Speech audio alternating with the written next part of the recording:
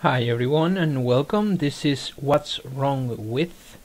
This time we're going to take a look at Metal Gear Solid 5, The Phantom Pain.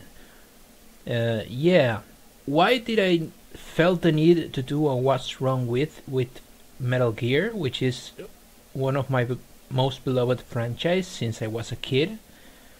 Well, because at some point during the gameplay, let's just say, the 50 hours gameplay that it took me to reach the end of Metal Gear 5, I felt disappointed. I felt really disappointed. And I mean, you could take this as a personal opinion, of course, but the reality is that I don't feel that this Metal Gear is up to the standards of other Metal Gears, not even Peace Walker, because at least Peace Walker kinda had the same gameplay, but it had better bosses. It had really good bosses, and this game just does not. So, out of respect for this franchise, I'm going to say what I think is actually good, which I don't really need to, because this is called What's Wrong With, and I'm just supposed to talk about all the bad things, and what I not talk about is okay or good or as accepted as good. But I'm just going to name it. So the Fox engine is probably one of the best graphic engines I've seen. It's up there. It's really good. It has great fidelity, great graphics, and you can run the game at 60 FPS on 1080p. So what more can you ask for, right? And I'm talking about the PS4 version. Of course, in PC you can actually run it with much better graphics. Yeah, and higher resolutions, but I mean, it's just really versatile. I think it's a great engine. I think it suits Metal Gear. It should have been the basis for an incredible Metal Gear. That's a shame, actually. But the graphics, the sound design is spectacular. It's one of the best sound designs that I've heard ever. The music, the sounds of everything, it's everything just sounds correct. Sounds like it was supposed to be sound and better. And finally, the gameplay. We cannot deny that the gameplay is just incredible. It's top notch. It's really fun. Is sometimes challenging. Is full of wacky, weird stuff that you can discover. And those elements were always in the Metal Gears, and they are present here.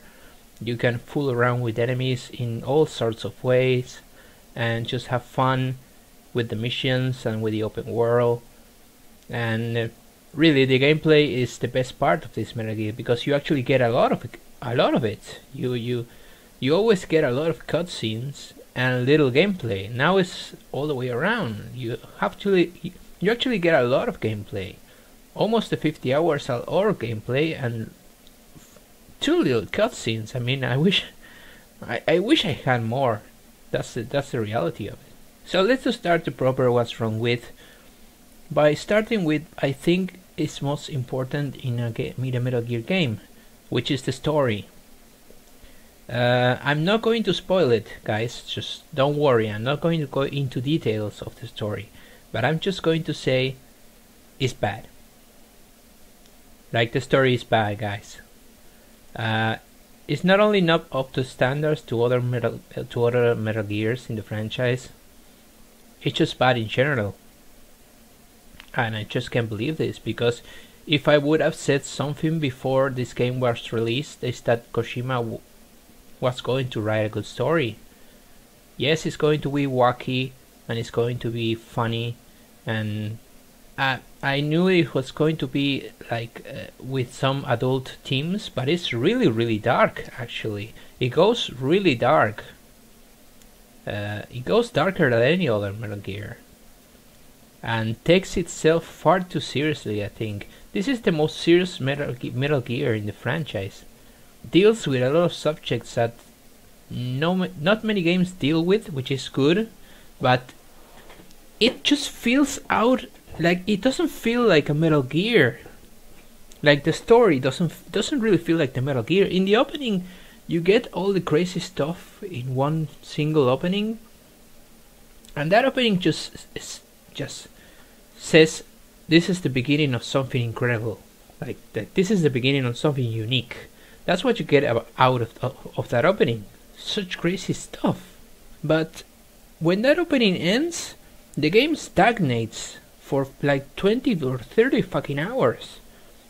And it's mission after mission after mission of you extracting vehicles, infiltrating and killing some enemies, special enemies, rescuing soldiers, random soldiers, and just once in a while having something interesting like a boss fight. And just when you think the game is over, then is when it gets interesting. Finally. But it's just too late. It's just too late to get interested. Just look at other games in the franchise. I mean, when were the other Metal Gears got boring, or the missions felt like it were filler? I mean, I can't think of one except Peace Walker. But Peace Walker had a better story, guys. I tell you again, he had a better story. So, really, the story is bad, and it really saddens me. And I think this is the primary base of my disappointment. My question is something that I said in, I think, Mission 0 of my walkthrough. I felt that at the end of this game, even though I was grateful to having played it, because the gameplay is really something fun to play, I felt like this was not needed. Like the story that this game tells, it was not needed. We already knew that Big Boss gone bad when he returned from Selenoyarsk in Snake Eater. When he killed the boss and found out why. Because I don't even want to spoil that story, because if you have a chance to go play Snake Eater, you're going to realize how good a Metal Gear can be. Because Snake Eater is the best example. And I know it's not on PC, which is really, really sad. It just is really, really sad. That game should have been on PC. Metal Gear 2 is on PC. I don't really fucking understand why it's not. But maybe you can emulate it, right? So I should say go and emulate it, really, because it's an experience, and you don't have to have played other Metal Gears to enjoy Snake Eater. You do have to play at least Peace Walker to enjoy the Phantom Pain. I will say Snake Eater plus Peace Walker, but at least Peace Walker. And that's another thing that kind of stands in the way of the story, which is already bad. So let's change the subject. The Mother Base is, again, I think, let's be honest here, I don't think anyone cares about the Mother Base. I don't think any single fucking person enjoys having to micromanage the Mother Base for no reason at all. Now, of course, there are people that at the same moment that I say this are going to say, but wait, I mean, we micromanage to construct the weapons and design stuff, and that's cool because we can, and we have our own base and we can go to the base and just look at it. But why can we not do that in a simpler manner? Why can we not unlock weapons when we find them on the map, on the open world, or whatever? Why can we not get new things and unlock new suits and unlock new skins by just finishing missions and finishing missions in S ranks and stuff like that, which you actually do when you get all the S ranks in all the missions? You unlock something really cool, but why can't we have that instead of a fucking huge base that's supposed to link to the FOB system, the forward operating base system, which is another base that is only used for invasions, because this game supposedly has an invasion system, which is kind of mimics like Dark Souls. You infiltrate other people's bases and you try to steal their shit. But the thing is, this doesn't work because, first of all, the FOB systems only gives you money to construct more platforms on your base, on your multiplayer base, which is not the same as your mother base, only gives you money if you buy with real money. And that's not entirely true, because you can anyway get the money to build the FOB systems by just daily logging in the servers. But it is a minuscule amount. You can do absolutely fucking nothing with what they give you just by logging in. So we have no way to farm it. I mean, just log in every day if you want to farm, I guess. But that's the only thing that you can do.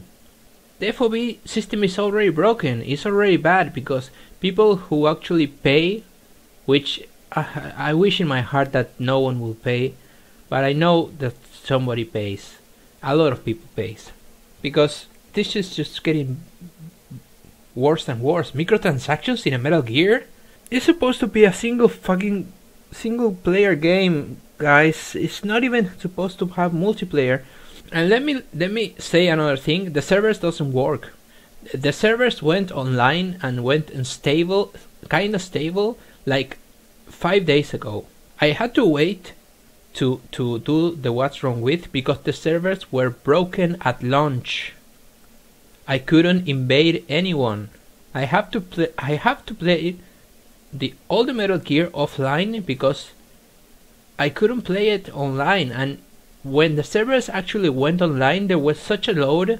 My loading times went from like 10 to 15 seconds to 30 fucking seconds to do every fucking thing. Like going out of a menu, it took longer. Like going in a mission took longer. Getting out of a mission took longer because like the game has leaderboards, and so it's actually updating all the time. But it makes the game slower. Who would want that? Who would want that? It's so fucking stupid, and we still don't even have Metal Gear Online. We still don't have it, and I'm done. I'm going to do this what's wrong with without Metal Gear Online. I'm sure it could be really fun. I'm going to try it when it comes out next month, I think. And I'm probably going to do a separate review or what's wrong with Metal Gear Online, or if I like it, I'm just not going to do nothing. I'm just gonna upload videos of me playing the online. But we don't have the online at launch.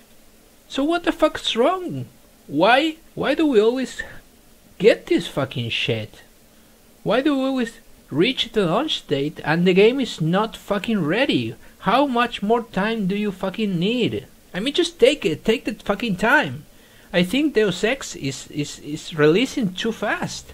And look at the fucking pre-order of Deus Ex. It's a fucking mess. It's the worst pre-order ever. What the fuck is going on with the industry? Jesus fucking Christ. Let's just get out of there. I don't want to go to an industry discussion because this is not gonna end well. So let's get it on. Why the fuck is Big Boss silent through the entire game? Really, guys, just answer me this. Why Big Boss is fucking silent? And I know there is a rational explanation, or a more like philosophical explanation of why he's silent, but there is no logical one. Come on, guys. In Snake Eater and Peace Walker, Big Boss talked all the fucking time. He talked in cutscenes, he talked on the radio transmissions and codec transmissions, on cutscenes with the bosses. You felt like he was a character. Did you feel that he was the big boss? Did you feel that he was the same character as before? I mean, they even changed his fucking voice, but I know the part of the philosophical explanation, and I know that you may like think and try to excuse the game with this explanation, but in reality they just didn't record a lot of cutscenes with dialogue from Kiefer Sutherland. They didn't. I mean, I know that there are a lot of cassettes when he talks, but it's not even that much. He doesn't talk that much, guys. And it's just eerily... The game feels eerily different from other Metal Gears because the characters are fucking talking to him, like screaming in his fucking face. And he just like blinks his eyes and just doesn't answer. or answers in a single word. What? Where the fuck is Big Boss? He was so charismatic. I loved Big Boss. I actually loved him more than that Solid Snake. I actually liked him a lot more. I fell in love with the character of Big Boss because he was different from Solid. He was he was a different person in Peace Walker, but he was also fully dialogue. He was more of a downfall kind of person, like he took a fall after Snake Eater, which that's what happens. But in Snake Eater, he's such an amazing character. He's the leading character of the game. Did you feel that this was the leading character of this game? Or did you feel that actually Miller was the leading character of this game? Because that's what I feel. I feel like Miller is the actual voice of Metal Gear 5. Because he talks all the fucking time. I mean, Miller and Ocelot, right? So I'm not gonna accept any philosophical explanation. This is just weird, guys. It's weird. It's weird, and it makes this Metal Gear feel even worse.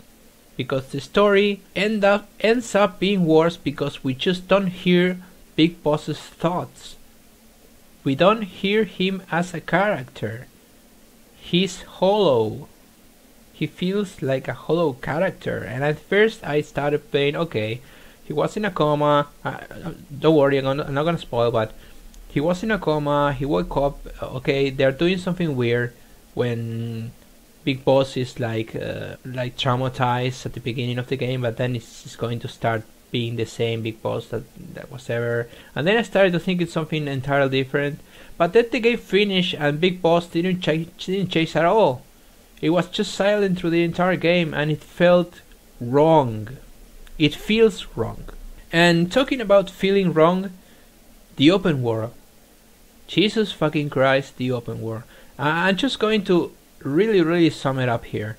Did you feel that the open world was done properly? It's like I felt when I was in Afghanistan, I felt like if I was playing Fallout New Vegas. Like the nukes already fall. There was some animals, but you really have to look for them, guys. There are no snakes. There are no fucking spiders. What? There are no insects. There are a low variety of animals. And then you go to Africa and you think, okay, Africa, snakes, spiders. No, it's just a big fucking swamp-like place. And you're never really into like I was expecting something like Snake Eater, like something with a lot of forest, like a jungle, right? At least a jungle. But no, there are just swamps and mud and empty places and empty early places. So the open world serves no function to the story. If the main missions would have been just missions that you selected and they give you just like, you see the squares when you select a mission, that they give you just a square that represents the mission area, that if you leave it you fail. Why they couldn't just leave it at that? Just leave us this piece of land. Give us the mission. And in the side missions, just give us a square of land, just a square, and give us the mission, like in Peace Walker. But in Peace Walker it was just technical, because it was a PSP game at first. A PS Vita game. So it was a technical limitation. But now Metal Gear goes open world and it has no reason for doing so much that I never used it. I used the menus to go from a main mission to a side mission, but I never roam like in GTA or other open world games. I never roamed the world freely. I never wanted to do that because I was not interested. The open world is empty. It's entirely empty and void of life. It feels artificial. Like, look at a game like The Witcher. Look at that huge fucking difference. You have the wind blowing the trees, you have animals and monsters and people and villages, and it's fucking huge. And you have all sorts of cloudy weather, rain, Again, the wind blowing the trees is fucking amazing. The ambience in this game, in the Witcher 3. Witcher 3 is the game of the year, no doubt about it. Now that Metal Gear is released and Fallout 4, don't give me a fucking break. They already announced a season pass, $30 for Fallout 4. I'm just going to buy the fucking game, like the fucking full version, like I did with New Vegas, and just fuck that game. Witcher 3 is the game of the year, but imagine the open world of Witcher 3, so incredibly realized, and then imagine this game. Now this game cost around $80 million. Like, what the fuck happened? Why did we need to have an open world that serves no fucking purpose? This had to be something that was pushed by Konami. I mean, Kojima did say many times that the evolution of Metal Gears only had to go one way, and this is open world, but it feels wrong. Again, it feels out of place. It feels like it's not necessary. Like many other things, it feels out of place in a Metal Gear game. And it feels more out of place when there is no consequence of having it. You can do the side missions and the main missions without even entering the free roam, and you have no consequences then. I mean, in the game, I thought that the game was going to make you free roam on purpose and then find the missions yourself. I mean, I have like random events and random encounters when someone is in trouble, stuff like that. The things that all the fucking open world games have, right? But no, this is just big empty maps just to put the side and the main missions there. So what's the fucking purpose? I prefer just to select the mission from a menu and go right towards the mission. Like, what? Do I have to spend like 15 minutes to get into the mission where I can spend 2 and have no real difference? So really. And finally, the difficulties. I like that they did a difficulty when the game adapts to your decisions, when the game changes according to what you are doing. And in New Game Plus, actually the games get harder because all the soldiers are already using heavy armor and better weapons, and they are using decoys, they are using mines, they have their own backup helicopters ready if you make a trouble in a base. The game really gets harder by the end of the game and in New Game Plus. But it's not a real difficulty. And then we have limitators in some missions, not all. In some missions we have complete stealth, that if you raise an alarm you end the mission. You have subsistence, when the game drops you with nothing on, only your clothes, and no items, no weapons, and no bodies. And lastly we have extreme, which is a difficulty that was in other Metal Gears, but it also meant that the thing of the alarms. But here extreme works as a hard difficulty, sort of. If you get shot like 2 or 3 times, you're dead. You take heavy damage. But no, you're thinking, okay, so I can select these 3 things and put them in the missions so I can test myself. No, the missions comes separately with these limitators on, and you can't change them. And they are not in all the missions, they are only in some of them. I don't understand this decision. I don't understand why they don't let us use these limitators to do a full stealth complete run of the game. Isn't that what we want in a Metal Gear game? And why don't we have simple difficulties? Why do we have to begin in normal difficulty, which is not even called normal, but it's just supposed that it's called normal. In Ground Zeroes we had normal and hard missions. Why is it not here? Why don't we have a normal, hard, and even harder, extreme, let's call it, difficulty setting that just changes the amount of damage that you take, so that you actually have to be more careful in the game? Why? I'll answer that question. I'll answer myself. Because they're hand-holding us. They are hand-holding us in a fucking Metal Gear game. once again the industry wins with this fucking hilarious, let's get all the people that we can to play the game, and what that means is make the game easier. Make it easier. And to be honest, it's a game that you really have to play more like a stealth game than an action game. But if you really equip the D-Walker and you go like Rambo, you can succeed in most of the missions anyways. Yes, you could need some luck and some missions that you actually have to extract the prisoner without sounding an alarm. If that's the mission, then you can do that, but there is no real penalty because the difficulty is easy. Normal is easy, guys. I got shot. I'm going to say a little spoiler here. It's about Sahelanthropus. It's not the way to kill him. It's not anything secret. But I took missiles to the fucking face in my first playthrough. I stepped on mines. A grenade exploded next to my fucking body in the ground. I took shotgun shots at close range. A helicopter shot me with those explosive rounds, and I was still fucking alive.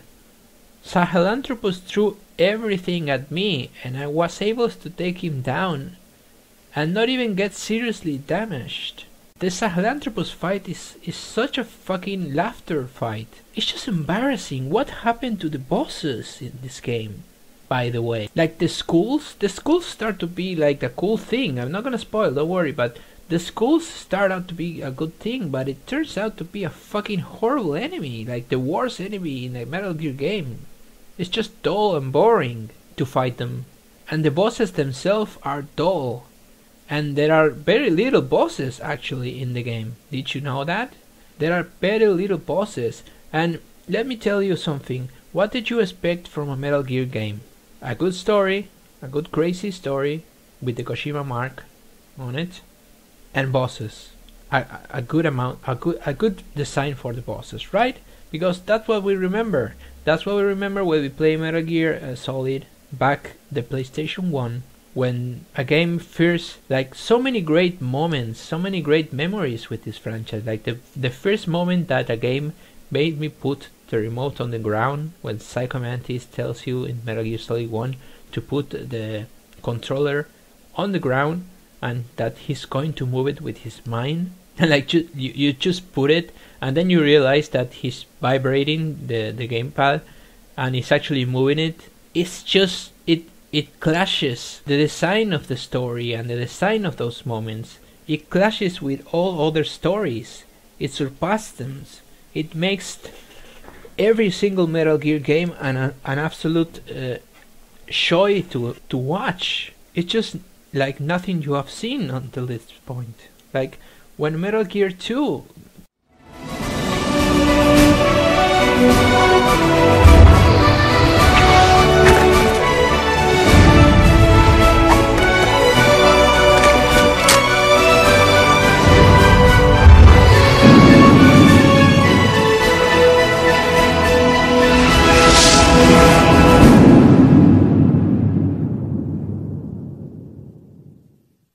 trolled all of us with Raiden, it was still a fucking incredible twist, and the story of Metal Gear 2 is fucking insane, but it makes sense in the end. And a lot of people got angry with Metal Gear 2 and said that Metal Gear 2 was the worst Metal Gear in the franchise just because we don't play with Snake.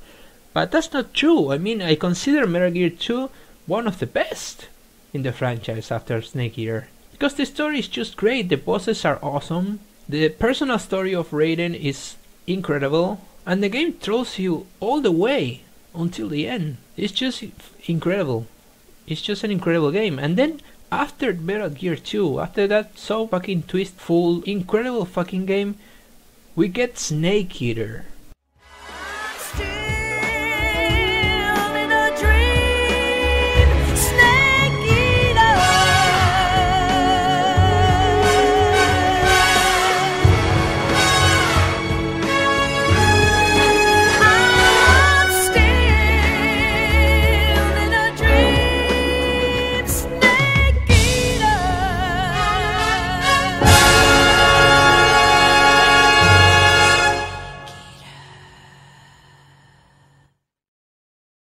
like the final fucking game that we all wanted to play and we didn't know that we were going to.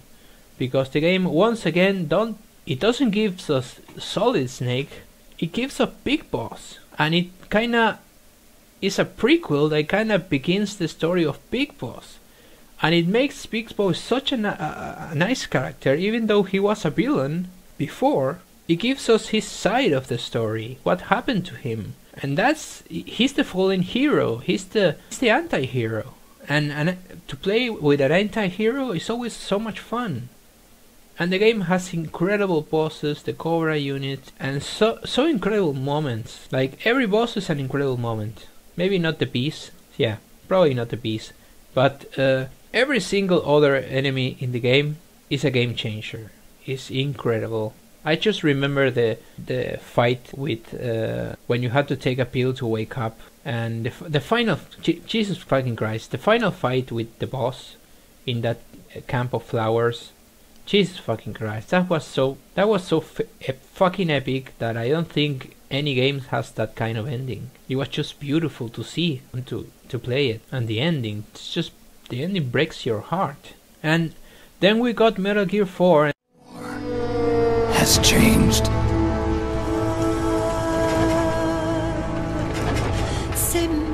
It's no longer about nations, ideologies, or ethnicity.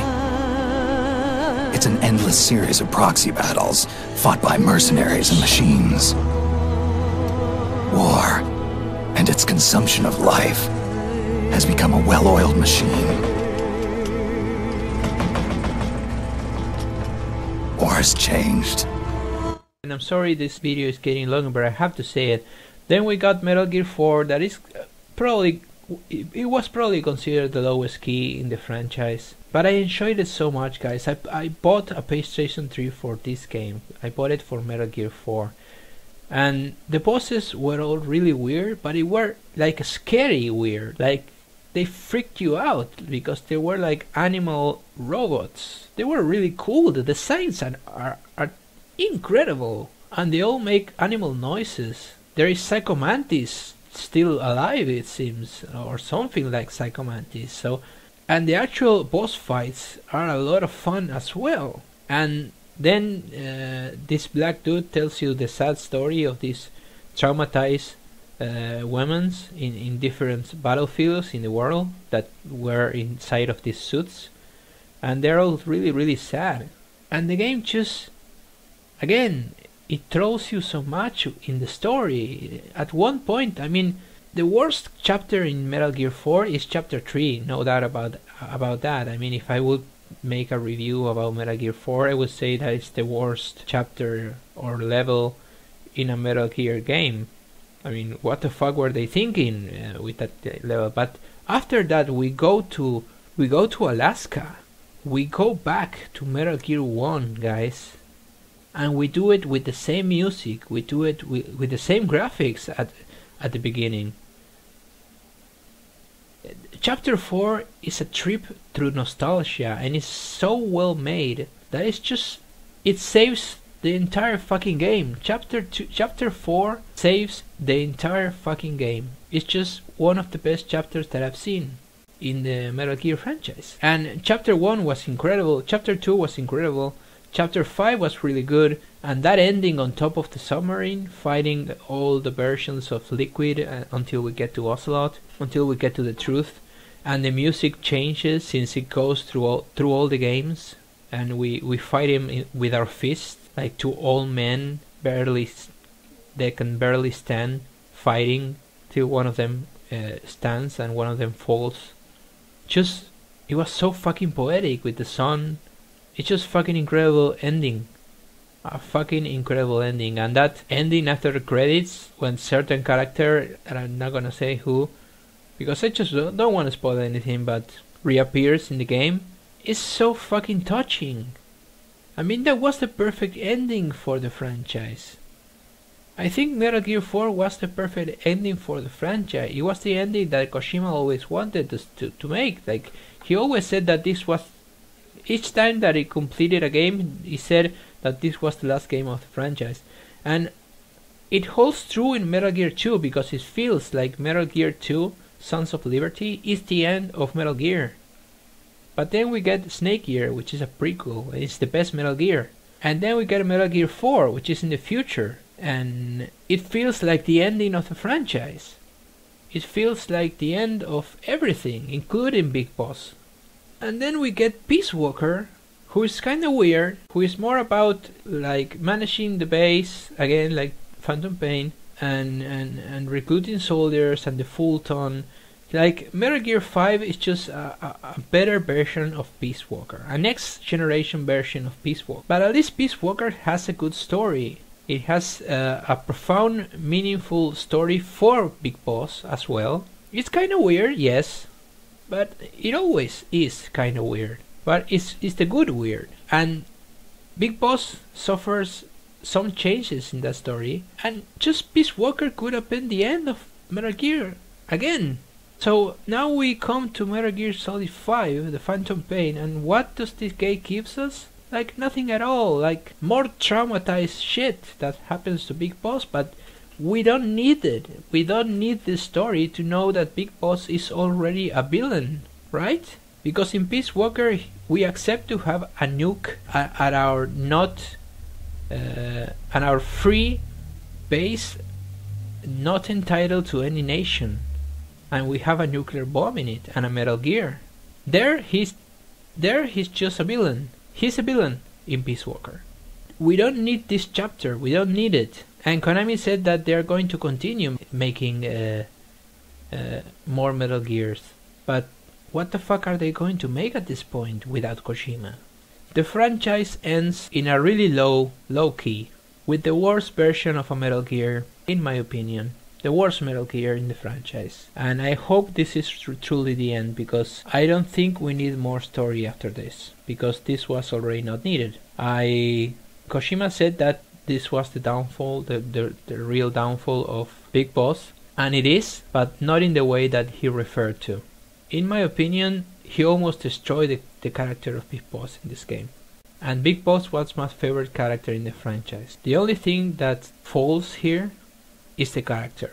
We the fans already know who he is and why he does the things that he does. We all just knew it. We didn't need this new chapter in his life. So I hope that you can summarize everything that I've said, take the good things that I mentioned in the beginning of the video, and have the whole idea of what I think of this Metal Gear that was so praised everywhere, right? 10s and 9s in all magazines and reviews, and a 10? How can you put this game at the 10 or 9 score? How? I'm going to put a random number, even though I always say that I dislike the point system. I don't think the point system means anything, but let's just put a point like I did with the Batman review, and let's just say that this game is a 7. Let's just say it's a fucking 7, because the gameplay is really fun. The gameplay saves the entire experience, of course, and we haven't seen Metal Gear Online, which could be really fun too, so let's just put a 7, just for the gameplay.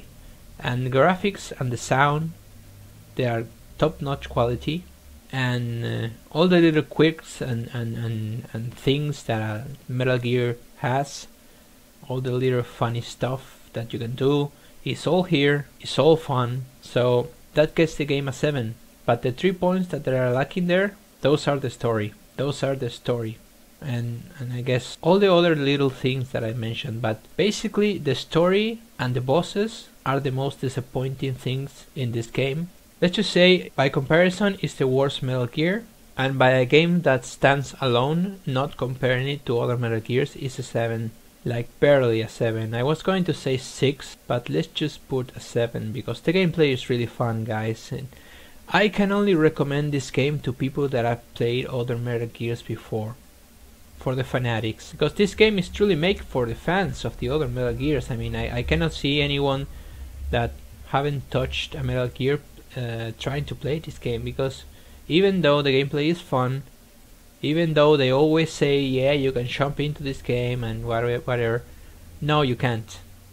You can't. It's just so much full of shit, so much full of random stories of the previous games and little like nostalgia trips and secrets and stuff from other games that you simply won't understand at all. Like the main story, you may kind of understand it because they explain it, but you won't understand who are all these characters that are appearing in the game. So I can only recommend this to fans.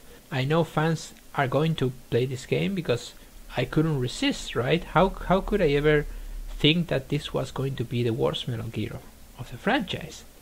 I actually was thinking that this was going to be the best Metal Gear, because I was thinking, holy Jesus, imagine what Kojima can do with next generation consoles and the Fox engine. It's going to surpass Snake Eater, right? This was my thinking, and it's so far from Snake Eater here that it might just be a different game. So okay, so almost 50 minutes of video. That's good enough for a full rant. Probably the longest video because it just shows. I can't explain it in words. The disappointment that I had with this game. At the same time, I'm not saying that it's a bad game. That's why I qualify it with a 7. I think it's highly playable. The gameplay is really fun. But for a franchise lover, for a fanatic of the Metal Gear saga, this is the worst Metal Gear. So thank you guys for watching and for hearing me. If you got to this end the video, and just leave your opinion in the comments if you want, and we'll discuss this. So we'll see each other in the next What's Wrong With, when I just get really highly disappointed by something, or I get like mad at some game and I need to do this to do another video. So I'll see you then, guys. And so once again, no America, my friend. And so once again, you are fighting us all. And when we ask you why, you raise your sticks and cry and we fall. Oh my friend, how did you come to trade the fiddle for the drum? You say we have turned like the enemies you burned, but we can remember all the good things you are. And so we ask you please, can we help you find the peace and the star? Oh my friend, we